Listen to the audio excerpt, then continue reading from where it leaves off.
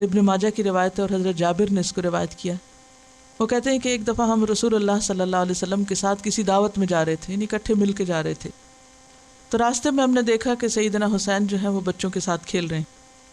تو نبی صلی اللہ علیہ وسلم ایک گروپ کے ساتھ جا رہے تھے، تو آپ اپنے گروپ کو چھوڑ کر، سب کو چھوڑ کر نکل کر ان کی طرف لپکتے ہیں. بچے کو دیکھا فوراً ان کی طرف جاتے ہیں اور پھر ان کی طرف ہاتھ پھیلا دیتے، آؤ، جسے ہم عام طور پہ دیکھتے اور کہتے ہیں آ جاؤ. تو جب آپ نے ان کو بلایا تو وہ ادھر ادھر بھاگنے لگے. عموماً ایسے ہی ہوتا ہے نا کہ بچے شرارت میں جب آپ کہتے ہیں آؤ تو وہ اور بھاگتے ہیں، دور جاتے ہیں، تو وہ بھی ادھر ادھر بھاگنے لگے. نبی صلی اللہ علیہ وسلم ہنس ہنس کر انہیں پکڑنے لگے اور ان کے پیچھے دوڑنے لگے. یعنی کہا اچھا نہیں آتے تو نہیں جاؤ، ہم بھی جا رہے ہیں اپنے کام.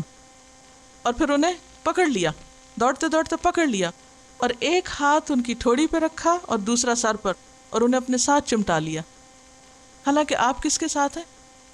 معزز صحابہ کے ساتھ ہیں اور دعوت پر جا رہے ہیں اور راستے میں بچہ نظر آ گیا ہے، اگنور کر کے نہیں گزر رہے، اس کو اہمیت دے کے اٹھا کے پیار کر کے آگے جا رہے ہیں. اور یہ یاد رکھیے کہ یہ صرف آپ کا اپنے بچوں کے ساتھ ہی نہیں تھا، اور بچوں کو بھی جب کھیلتے دیکھتے تو کیا کرتے تھے؟ خود سلام کرتے تھے. آپ بچوں کو سلام کرنے میں پہل کرتے تھے. اور پھر ایک اور روایت سے ہمیں پتہ چلتا ہے کہ حضرت اسامہ اور حضرت حسن تقریباً ہم عمر تھے. تو وہ کہتے ہیں، حضرت اسامہ روایت کرتے ہیں کہ آپ صلی اللہ علیہ وسلم بعض اوقات آپ بیٹھے ہوتے اور ایک تھائی پر حضرت حسن کو بٹھاتے اور دوسری طرف مجھے بٹھاتے اور ہم دونوں کو ساتھ چمٹاتے. یعنی ایک طرف اپنا بچہ ہے اور ایک طرف غلام کا بچہ ہے، زید کا بچہ ہے، جن کو منہ بولا بیٹا کہا لیکن بہرحال وہ آزاد کردہ غلام تھے، اور دوسری طرف ام ایمن بھی غلام تھی. حضرت حسن بہت خوبصورت تھے، نبی صلی اللہ علیہ وسلم سے بہت مشابہ تھے، اور حضرت اسامہ سیاہ تھے کیونکہ ان کی والدہ سیاہ تھیں.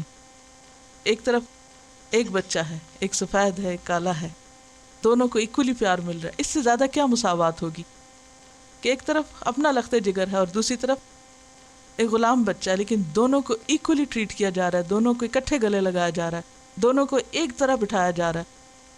ایک موقع پر آپ حضرت حسن کو پیار کر رہے تھے، آپ صحابہ کی مجلس میں بیٹھے ہوئے تھے، بڑے بڑے لوگ بیٹھے ہوئے تھے، اتنے میں حضرت حسن آگے بیچ میں. جیسے عام طور پہ ہوتا ہے نا، بچوں کو ایسے موقع پتہ ہوتا ہے میں بہت اہمیت ملے گی، وہ تو جا کے گھس کے ماں باپ کی گود میں بیٹھ جاتے ہیں.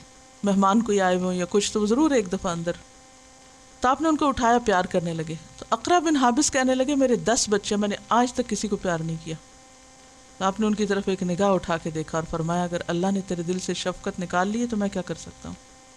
اور بخاری کی روایت میں آتا ہے کہ آپ نے فرمایا جو کسی پر رحم نہیں کرتا اس پر رحم نہیں کیا جاتا. تو رحمت کا آغاز چھوٹے بچوں سے ہوتا ہے کیونکہ سب سے زیادہ پیار اور شفقت کے وہ مستحق ہوتے ہیں.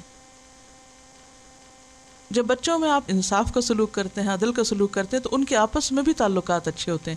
جب ڈسکریمنیشن ہوتی ہے ماں باپ کی طرف سے تو پھر وہ سمجھتے ہیں کہ شاید ہم زیادہ اہم ہیں یا زیادہ اچھے ہیں اور دوسرا کم اچھا ہے، لہٰذا وہ اس کو لیٹ ڈاؤن کرنے لگتا ہے. یعنی بہن بھائی بعض اوقات ایک دوسرے کی عزت نہیں کرتے، اور اس کا آغاز اور اس کا سبب بھی ماں باپ خود ہوتے ہیں بعض اوقات. کیوں؟ کیونکہ وہ ایکولی نہیں ٹریٹ کرتے، تو پھر دوسروں کو بھی شے مل جاتی چڑھائی کرنے کی.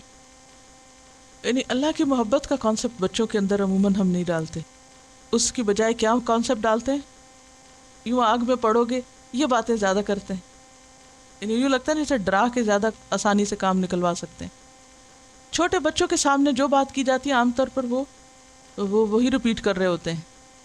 تو اگر آپ ان کے سامنے اللہ کی محبت کی بات کریں گے تو یا کوئی خاص دعا مانگے تو وہ بھی تھوڑی دیر میں وہی دعا مانگ رہے ہوں گے. تو سکھانے کا ایک بہترین انداز ہے.